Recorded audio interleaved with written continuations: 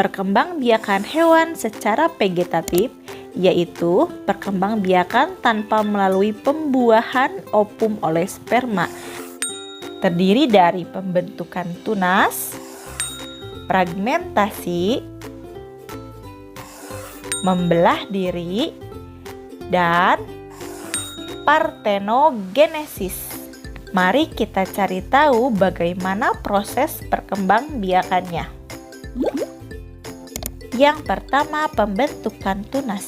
Contoh hewan yang membentuk tunas adalah hidra dan anemon laut. Mari kita amati gambar berikut. Ini adalah hidra.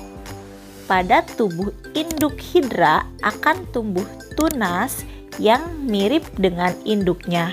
Ketika tunas tersebut sudah dapat hidup mandiri, tunas akan memisahkan diri dari tubuh induknya, kemudian menjadi individu baru.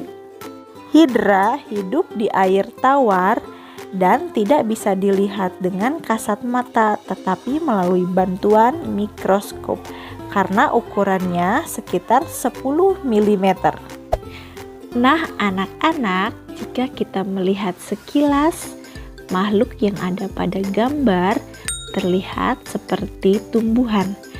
Namun, apabila kita amati dengan seksama, makhluk tersebut termasuk jenis hewan yang dinamakan anemon laut yang berkembang biak dengan pembentukan tunas.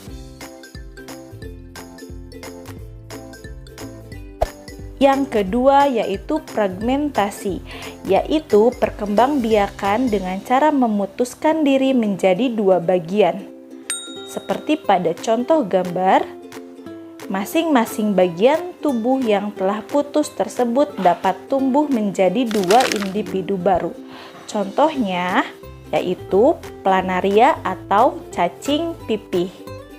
Cacing pipih pada umumnya hidup di sungai, danau, laut, atau sebagai parasit di dalam tubuh organisme lain.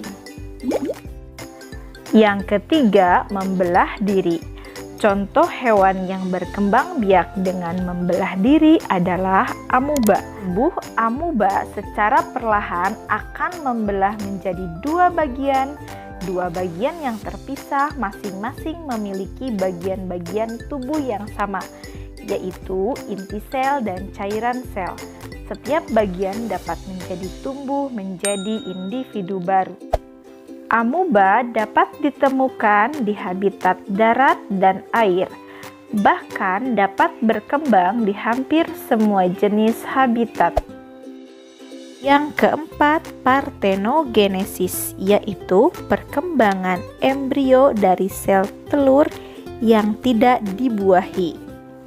Salah satu contoh hewan yang mengalami partenogenesis adalah komodo. Partenogenesis hanya terjadi pada kondisi-kondisi tertentu. Misalnya, ketika hewan betina tidak menemukan pasangan hewan jantan dalam waktu yang lama. Dalam kondisi demikian, komodo akan mengalami partenogenesis, sehingga kelestarian jenisnya dapat terpelihara. Hewan lain yang berkembang biak dengan cara partenogenesis yaitu kutu daun, lebah, kutu air, dan lainnya.